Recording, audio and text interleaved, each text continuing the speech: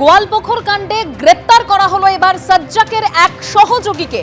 সাজ্জাককে পালাতে সাহায্য করেছিল ধৃত শেখ হযরত। কে এই শেখ হযরত, বিস্তারিত জানবো। আমাদের প্রতিনিধি পার্থপ্রতিম ঘোষ আমাদের সঙ্গে টেলিফোন লাইনে রয়েছেন। পার্থ, দেখো, শেখ হযরতকে গ্রেপ্তার করেছে এবং তাকে জিজ্ঞাসাবাদের যে প্রক্রিয়া কাজ সেটা শুরু হয়েছে। তুমি জানো সাজ্জাক আলম যে হচ্ছে একেবারে পুলিশের গাড়ি থেকে নামে এবং তার পরবর্তীকালে পুলিশকে গুলি করে পালিয়ে যায় এবং তার পরবর্তীকালে তুমি দেখেছো গতকালকে এনকাউন্টারে এই সাজ্জাক আলমের তার কিন্তু মৃত্যু হয়।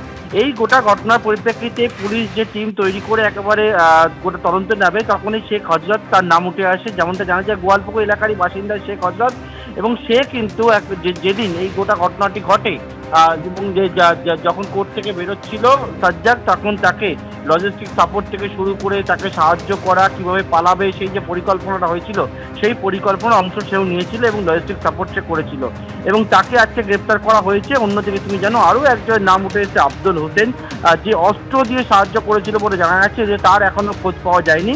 কিন্তু এই সাজ্জাকের কে সাহায্য করার জন্য শেখ হযরত তাকে কিন্তু গ্রেপ্তার করে তদন্ত এগিয়ে নিয়ে যাচ্ছেন বর্তমানে তদন্তকারী আধিকারিকরা। সকাল 7টা নাগাদ আমরা স্পট করা হয়। আমাদের একজন টিম, একটা স্পেসিফিক টিম ছিল led by DIG Raiganj range Shri Sudhir নীলকণ্ঠম।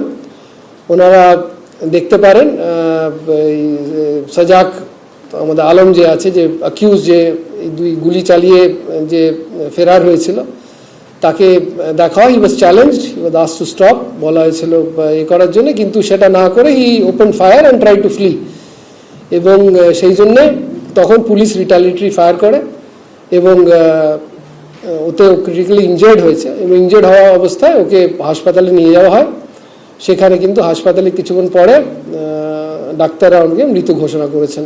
ওয়েপনটা recover হয়েছে এবং আমরা যেটা মনে হচ্ছে, যেটা এখনো প্রাইমারি যে ডিস্ট্রিবিউটার কনফার্মেশন ফরেন্সিক থেকেই পাওয়া যাবে, আমরা এটা তথ্য প্রমাণ করে দেখার চেষ্টা করছি weather is the same weapon or not, যেটা দিয়ে সেই দিন ফায়ারিং করা হয়েছে 15-তে। আমাদের যেটা সাসপেক্ট ছিল যে কেউ নিশ্চয়ই ওকে ওয়েপন সাপ্লাই করেছে, কোর্টের চত্বরে হোক বা পাশাপাশি হোক।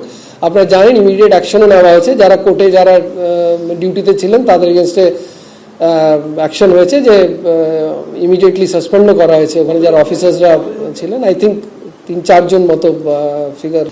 There is a difference between a professional force and a trigger happy force, ঠিক আছে? We West Bengal Police is a professional force এবং লফুলি সেটা আইনত যেখানে পুলিশ গুলি চালাতে পারে সেটাই উই ট্রাই টু এনশিওর যে দরকার হলে করা হবে। এটা না যে এখানে বেঙ্গলে এনকাউন্টার হয় না বা এটা ফার্স্ট আছে।